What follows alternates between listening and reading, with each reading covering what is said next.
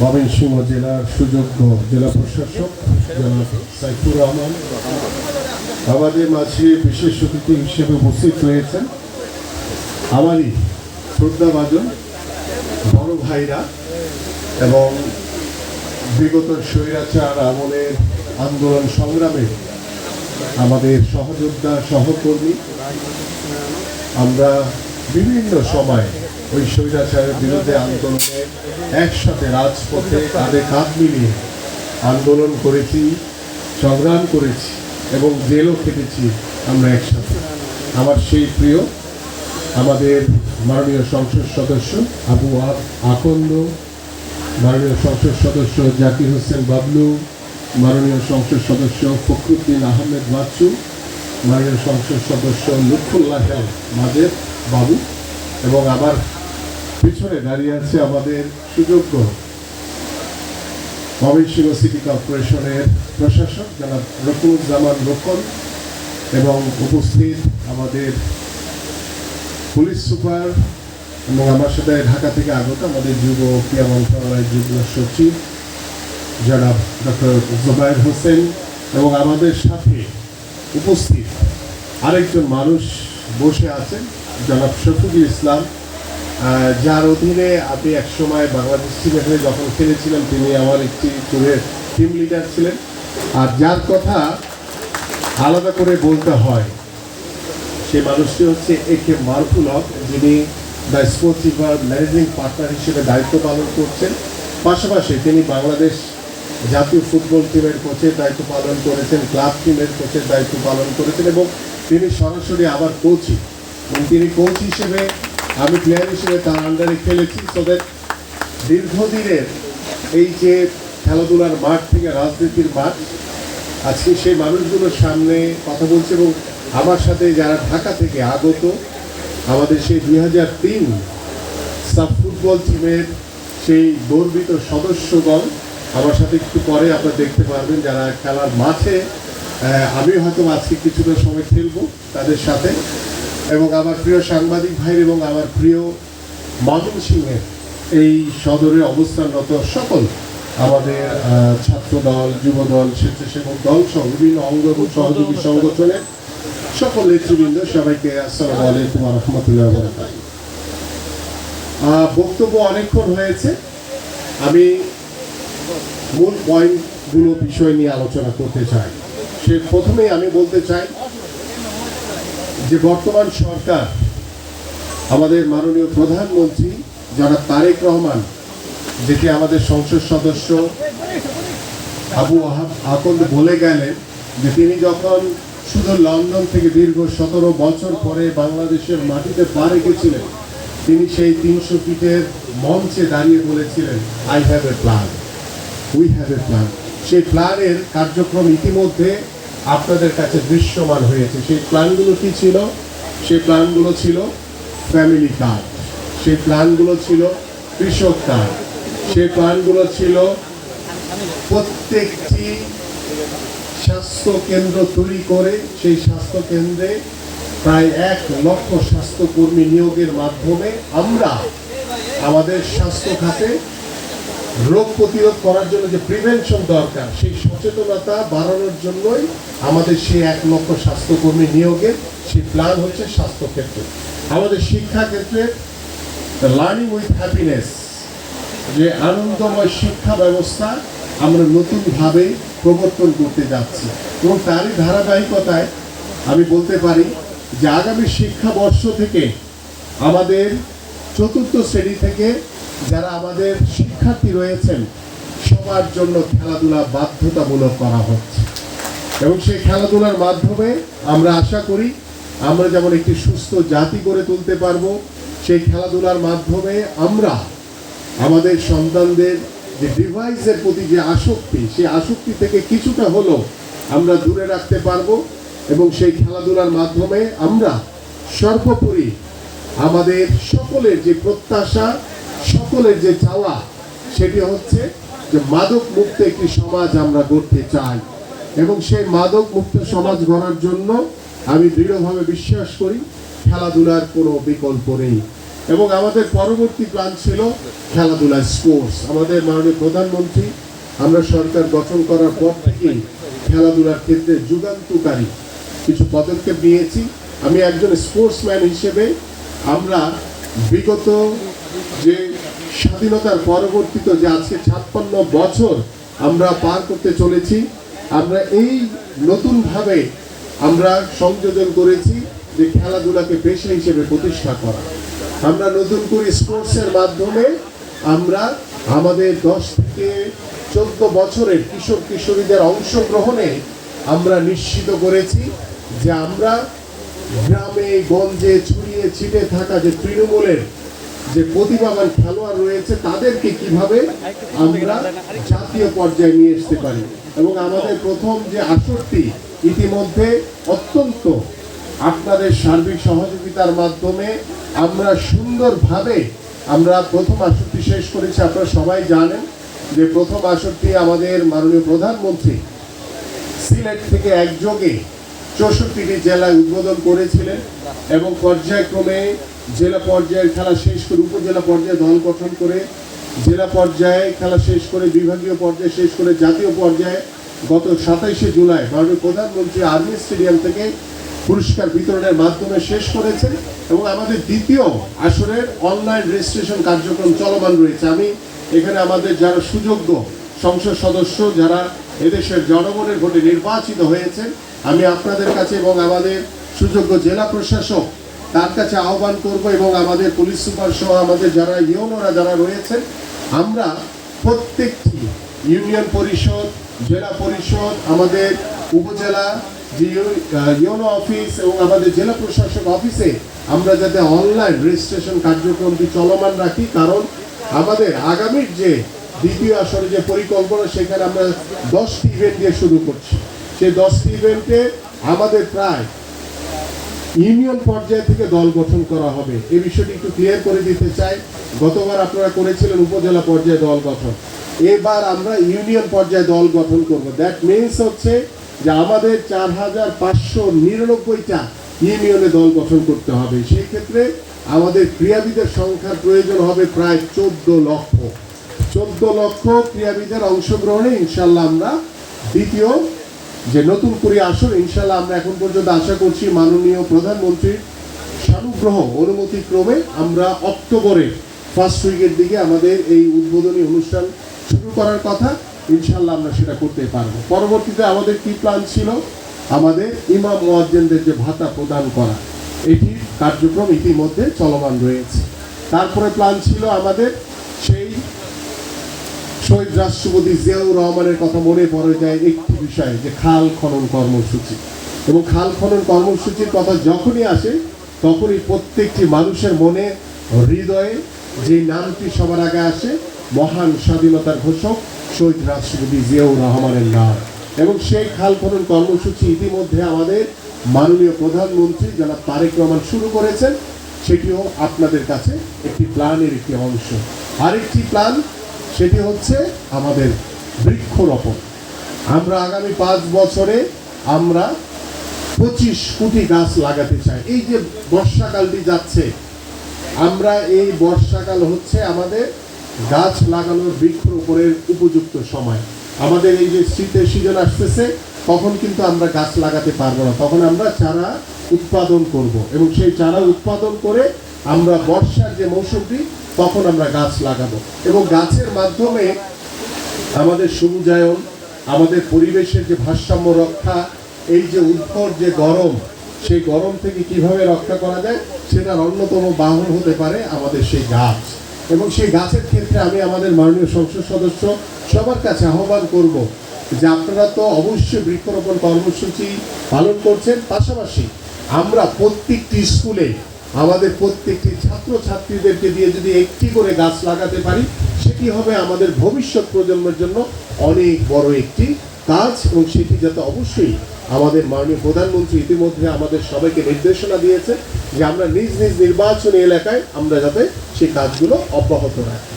প্রিয় উপস্থিতি, এবার আসি আমাদের প্রশাসক সিটি কর্পোরেশনের, যিনি কিছু দাবি দেওয়ার কথা বলেছেন।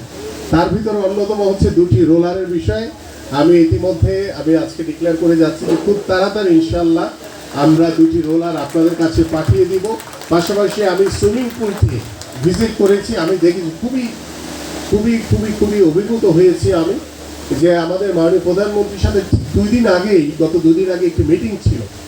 সে মিটিংয়ে আমরা এই সুইমিং পুল নিয়ে আলোচনা হচ্ছিল আমাদের, যে আমাদের সারা বাংলাদেশে প্রায় 22টি জেলায় সুইমিং পুল রয়েছে, কিন্তু ম্যাক্সিমামগুলোই খুব জরাজীর্ণ অবস্থায় রয়েছে। কিন্তু ময়মনসিংহ জেলার আমাদের সকল সংসদ সদস্য, আমাদের প্রশাসক এবং আমাদের জেলা প্রশাসক সহ তারা যেভাবে স্বতঃস্ফূর্তভাবে এই এলাকার সাধারণ মানুষ, অভিভাবক এবং তাদের সন্তানদেরকে দিয়ে যেভাবে সাঁতার শেখানো, এটি কিন্তু আমাদের জাতীয় এবং নৈতিক একটু মানবিক একটি কর্তব্য আমি মনে করি। কারণ সাঁতার শেখানোর মাধ্যমে আমরা শুধু নিজের শরীরকে ঠিক রাখছি না, আমার মন সুস্থ, শারীরিক মানসিক সকল বিকাশ করতে পারছে। এবং পাশাপাশি আপনারা জানেন যে নদীমাতৃক দেশে আমাদের অনেক সময় দেখা যায় যে পুকুরে পড়ে অনেক সময় অনেক দুর্ঘটনা ঘটে। আমরা যদি ছোট থেকে আমাদের বাচ্চাদেরকে সাঁতারটি শিখিয়ে দিতে পারি, তাহলে কিন্তু তারা আর ওই পুকুরে ডুবে মারা যাওয়ার আর কোনো সম্ভাবনা থাকবে না, যদি আল্লাহ না করে দেয়। এই জন্য বলছি যে আমাদের এই সুইমিং পুলটিরও কিছু সংস্কারের প্রয়োজন রয়েছে। তো আমরা আশা করি, আমি ইতিমধ্যে আমাদের এখানে জেলা ক্রীড়া অফিসার আছে, তাকে নির্দেশনা দেওয়া হয়েছে যে কোথায় কোথায় আমাদের সংস্কার করার প্রয়োজন হবে, কোথায় কোথায় আমাদের আধুনিকায়ন প্রয়োজন হবে, সেগুলো নোট করে নিলে আমাদের মাননীয় প্রধানমন্ত্রীর নির্দেশনা রয়েছে যে আমরা যে 22টি সুইমিং পুল আছে 22টি জেলায়, এগুলোকে স্বয়ং সম্পূর্ণ করে এইখান থেকে যাতে আমরা সাঁতার শেখানোর মাধ্যমে আমরা যাতে আমাদের এই সমাজে প্রত্যেকটি আমাদের যারা ছোট ছোট শিশু আছে তাদেরকে যাতে সাঁতার শেখাতে পারি, এবং পর্যায়ক্রমে যখন এগুলো স্বয়ংসম্পূর্ণ হয়ে যাবে, পরবর্তীতে আমরা অন্যান্য জেলায় নতুন করে সুইমিং পুল নির্মাণ করবো ইনশাআল্লাহ। পাশাপাশি আমি ভিজিট করেছিলাম আমাদের জেলা যে স্টেডিয়াম, এই স্টেডিয়ামে অনেক আগে আমাদের মারুফ ভাই আমাকে নিয়ে এসেছিল একদিন। আমি তখন বোধহয় ময়মনসিংহ আওয়ানির হয়ে খেলেছিলাম বোধহয়, আমার সেই স্মৃতি মনে পড়ে গেছে। যখন মাঠে গিয়েছিলাম, খুবই চমৎকার একটি মাঠ, এবং আমার কাছে মনে হয় এখানে প্রেস বক্স সহ কিছু আধুনিকায়নের প্রয়োজন রয়েছে। সেইগুলো ইতিমধ্যে আমাদের মাননীয় প্রধানমন্ত্রী নির্দেশনা দিয়েছেন যে সারা বাংলাদেশের প্রত্যেকটি জেলায় আমরা নতুন অবকাঠামো তৈরি না করে আমরা যেগুলো রয়েছে সেগুলোকে কীভাবে স্বয়ংসম্পূর্ণ করে যখন আমাদের প্রয়োজন হবে, আমরা যেভাবে কার্যক্রম শুরু করেছি যে খেলাধুলাকে পেশা হিসেবে প্রতিষ্ঠা, নতুন করে স্পোর্টস, এবং আমাদের বাংলাদেশে প্রায় 4,599টি ইউনিয়নে আমাদের একটি করে মাঠের যে নির্দেশনা দেওয়া হয়েছে, সেই মাঠের জন্য আমি আমাদের জেলা প্রশাসক মহোদয়কে বলবো, ইতিমধ্যে আপনি কাজ শুরু করেছেন এবং সুন্দরভাবে চেষ্টা করবেন, কারণ 4,599টি ইউনিয়নে মাঠ অধিগ্রহণ করা অসম্ভব ব্যাপার, এটা ব্যয়বহুল একটা বিষয়। এবং আমি সংসদ সদস্যদেরকে অনুরোধ করব যে এগুলো আপনারা চেষ্টা করেন। আমরা বলেছি 8 বিঘা, বাট এর চেয়েও যদি ছোট হয় সেটাকে আমরা মাঠ হিসেবে আমরা যাতে 5 বছর, যেহেতু আমাদের রাজনৈতিক সরকার আমাদের ভোটের ম্যান্ডেট নিয়ে যেভাবে বাংলাদেশের মানুষ বিএনপিকে সরকার গঠন করার সুযোগ করে দিয়েছে, আমরা যাতে 5 বছর পরে আমাদের মাননীয় প্রধানমন্ত্রী বলতে পারেন যে আমার 4,599টা ইউনিয়নে একটি করে খেলার মাঠ রয়েছে। এটি আমি আপনাদের কাছে আহ্বান করে যাচ্ছি। পাশাপাশি আমি আরো 2টি জায়গা ভিজিট করেছি। সেই ভিজিটগুলো হচ্ছে, ইতিমধ্যে আপনারা জানেন যে আমাদের সারা বাংলাদেশে প্রত্যেকটি জেলায় একটি করে স্পোর্টস ভিলেজ করার পরিকল্পনা রয়েছে। আমরা ইতিমধ্যে সেই কার্যক্রমগুলো বাস্তবায়নের জন্য প্রত্যেকটি জেলা প্রশাসকের কাছে আমাদের চিঠি পাঠানো হয়েছে, এবং আমরা স্থানীয় আমাদের সংসদ সদস্যদের কাছেও আমরা সেই বিষয়গুলো বলেছি যে আমরা যাতে দ্রুত সময়ের ভিতরে সেই স্পোর্টস ভিলেজের জায়গাগুলো, এখানে প্রায় আমাদের 13 একর করে জায়গা লাগে। এবং পাশাপাশি আমরা জানি যে ময়মনসিংহ জেলা বিশেষ করে আমাদের নারী ক্রীড়াবিদদের জন্য একটি চারণভূমি, এবং সেই কলসিন্দুরের কথা, সেই দুবাহুরের কথা আপনারা সবাই জানেন।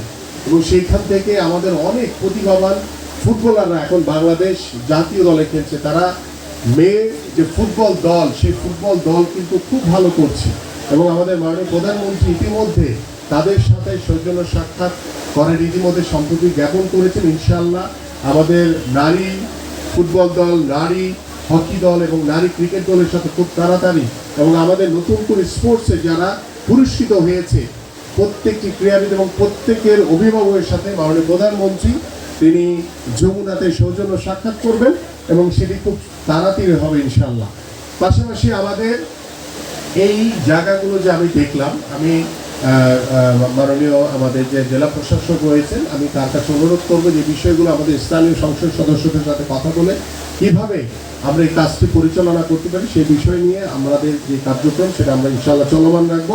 পাশাপাশি জেলা প্রশাসক মহোদয় আরেকটি কথা বলেছেন যে নদীর ওপারে সম্ভবত জায়গাটি যে 35 একরের মতো একটি জায়গা রয়েছে, সেটিকেও আমরা কাজে লাগাতে চাই। কারণ মাননীয় প্রধানমন্ত্রীর যে লক্ষ্য উদ্দেশ্য যে আমরা খেলাধুলার মাধ্যমে আগামী 5 বছর পরে অলিম্পিকের সর্বোচ্চ আসরে আমরা যাতে আমাদের এই ক্রীড়াবিদদেরকে অংশগ্রহণ নিশ্চিত করে আমরা যাতে পদকের জন্য লড়াই করতে পারি, এবং সেই পদকের লড়াইয়ের জন্য ইতিমধ্যে আমাদের যুব ক্রীড়া মন্ত্রণালয়, আমাদের এনএসসি, আমাদের ক্রীড়া পরিদপ্তর থেকে আমরা অনেক কার্যক্রম হাতে নিয়েছি। এবং সেই কার্যক্রমের আরেকটি আমি ব্যাখ্যা দিয়ে আমি আজকে বক্তব্য শেষ করব। সেটি হচ্ছে গত দুদিন আগেই আমাদের মাননীয় প্রধানমন্ত্রী বগুড়াতে একটি জায়গা রয়েছে প্রায় 20 একর, এবং সেখানে আমাদের ডিসেবল যারা রয়েছেন, আমাদের প্রতিবন্ধী যারা রয়েছেন, সে সকল ক্রীড়াবিদদের জন্য একটি আরাফাত রহমান জাতীয় প্যারা স্পোর্টস ভিলেজ নির্মাণ করার ইতিমধ্যে নির্দেশনা দিয়েছেন।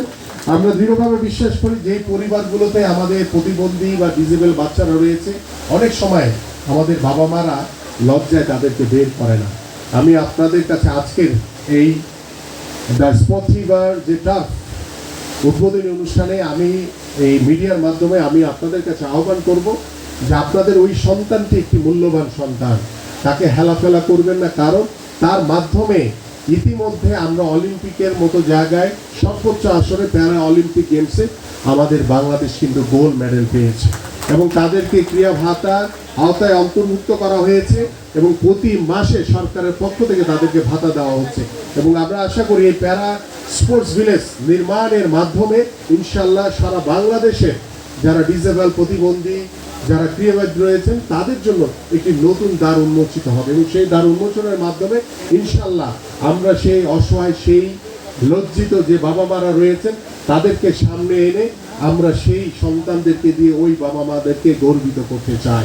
প্রিয় উপস্থিতি, আমি আমার বক্তব্য আর দীর্ঘায়িত করব না। আই হোপ যে আমাদের সংসদ সদস্যগণ, আমাদের প্রশাসক, সিটি কর্পোরেশনে যে দাবি রেখেছে আমি মোটামুটি সব দাবিতেই কাজ করতে পেরেছি। যদি কোনোটা বাদ পড়ে যে আমাকে বলবেন, সেটাও আমি ইনশাল্লাহ পূরণ করার চেষ্টা করব। প্রিয় উপস্থিতি, আমি মনে করি যে বর্তমান সরকার দল মত নির্বিশেষে সব কিছুর ঊর্ধ্বে একটি সরকার। আমরা কোনো প্রতিহিংসা রাজনীতি না, আমরা একটি সহনশীল, আমরা একটি সুস্থ রাজনৈতিক পরিবেশ তৈরি করতে চাই, যে রাজনীতির মাধ্যমে আমরা সত্যিকার অর্থেই আমাদের জনগণের উন্নয়ন করতে চাই। আমরা ওই মানুষগুলোর উন্নয়ন করতে চাই যারা দীর্ঘ 17 বছর ধরে বিভিন্নভাবে নির্যাতিত হয়েছে, বিভিন্নভাবে ক্ষতিগ্রস্ত হয়েছে। আমরা সেই মানুষগুলোর পাশে, আপনাদের ভিন্নমত হতেই পারে, আমরা বিশ্বাস করি এই বিএনপি সরকার এদেশের জনগণের সরকার। সেই জনগণের যে প্রত্যাশা সেগুলো বাস্তবায়ন করা আমাদের সংসদ সদস্যগণ সবার, আমাদের প্রশাসকগণ, আমাদের জেলা প্রশাসকগণ, আমাদের পুলিশ সুপার থেকে যত কর্মকর্তা রয়েছে প্রত্যেকের আমাদের নৈতিক দায়িত্ব, এবং সেই নৈতিক দায়িত্ব পালন করেই ইনশাল্লাহ আমরা আমাদের যে আগামী যে প্রায় 6 মাস আমরা শেষ করে ফেলেছি, প্রায় কাছাকাছি 17 আগস্ট 6 মাস পূর্ণ হবে ইনশাল্লাহ। 5 বছর পরে আমার এই সংসদ সদস্যরা, আমরা আমাদের মাননীয় প্রধানমন্ত্রী সহ আমরা যাতে বলতে পারি যে আমাদের 4599টি ইউনিয়নে একটি করে খেলার মাঠ, 64টি জেলায় আমাদের খেলার মাঠ রয়েছে, আমাদের প্রায় 503টি যে উপজেলা রয়েছে সেই উপজেলাগুলোতে ইতিমধ্যে আমাদের মিনি স্টেডিয়ামের কার্যক্রম চলমান রয়েছে। ইনশাল্লাহ আমাদের বিশেষ চাহিদা সম্পন্ন যে ক্রীড়াবিদ রয়েছে, ডিসেবল, তাদের জন্য খেলাধুলার ব্যবস্থা, এবং সর্বোপরি আমরা যেখানেই খালি জায়গা থাকবে সেখানে আমি আমার সংসদ সদস্যগণ, আমার জেলা প্রশাসক তার কাছে বিনয়ের সাথে অনুরোধ করব যে সেখানে স্থাপনা তৈরি না করে আমরা খেলার মাঠ উপযোগী করে দেই, যাতে আমাদের সন্তানরা, ভবিষ্যৎ প্রজন্ম তারা যাতে মাঠে গিয়ে খেলতে পারে, এবং সেই মাঠে খেলার মাধ্যমে আমি আপনাদের কাছে বলতে পারি যে ইনশাল্লাহ আমরা পরিপূর্ণভাবে আগামী 5 বছর পরে একটি মাদক মুক্ত সমাজ করতে পারবো। সবাইকে আন্তরিকভাবে ধন্যবাদ এবং কৃতজ্ঞতা জানাচ্ছি।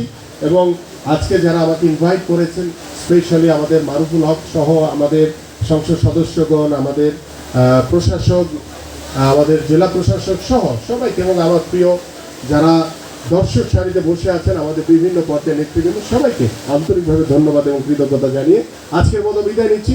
আবারও আপনাদের সাথে দেখা হবে, কথা হবে ইনশাআল্লাহ। আল্লাহ হাফেজ, বাংলাদেশ জিন্দাবাদ। এবং আজকের এই মাঠের শুভ উদ্বোধন ঘোষণা করছি আমি। ধন্যবাদ গণপ্রজাতন্ত্রী